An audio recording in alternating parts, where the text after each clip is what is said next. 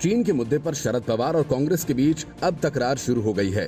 शरद पवार ने राहुल गांधी और सोनिया गांधी को आईना दिखाया तो कांग्रेस को इस बात की मिर्ची लग गई।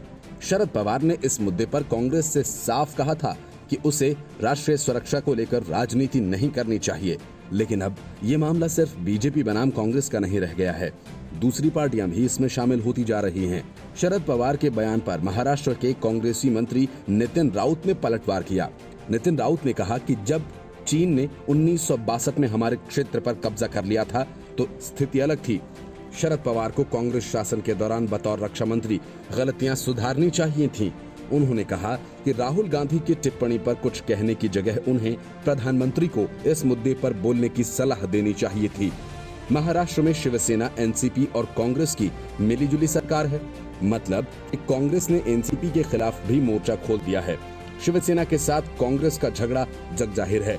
ऐसे में अब ये सवाल उठने लगा है कि महाराष्ट्र में महाविकास आघाड़ी की सरकार कितने दिनों तक चल पाएगी, क्योंकि नितिन राउत का शरद पवार के खिलाफ मोर्चा खोलना कुछ इसी तरह के संकेत दे रहा है। पिछले दिनों पूर्व केंद्रीय मंत्री शरद पवार ने राहुल गांधी की ओर से चीन के मुद्दे पर केंद्र सरकार को लगातार घेरे जाने के मुद्दे पर कहा था कि 1962 में क्या हुआ था इसको भूल नहीं सकते हैं। चीन ने हमारी 45,000 वर्ग किलोमीटर क्षेत्र जमीन पर कब्जा कर लिया था। एनसीपी प्रमुख शरद पवार ने यह भी कहा, मुझे नहीं पता कि वर्तमान में चीन ने जमीन ली है या नहीं। हालांकि इस मुद्दे पर बात करते वक्त हमें इतिहास को याद रखना चाहिए। साथ ही उन्होंने कहा कि राष्ट्रीय सुरक्षा को लेकर राजनीति नहीं की जानी चाहिए। लद्दाख में गलवान घाटी में 15 जून की रात चीनी सैनिकों के साथ हिंसक झड़प में भारतीय सेना के 20 जवान शहीद हो गए थे।